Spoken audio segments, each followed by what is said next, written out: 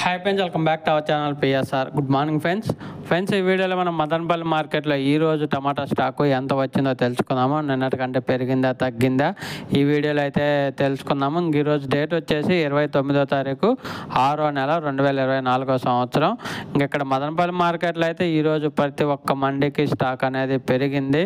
మనకు తెలిసిందే కదండి, ప్రజెంట్ మదనపల్లి మార్కెట్కి రోజు రోజుకి స్టాక్ అనేది వస్తుంది.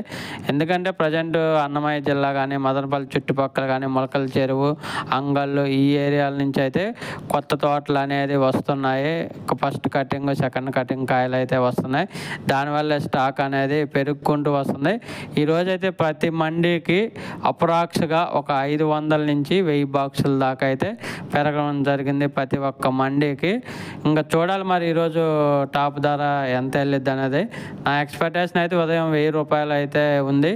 మరి స్టాక్ పెరిగింది కాబట్టి సేమ్ 900-1000 మధ్యలోనే ఉండొచ్చు ఈరోజు 30 కేజీల బాక్సు మదనపల్లి మార్కెట్.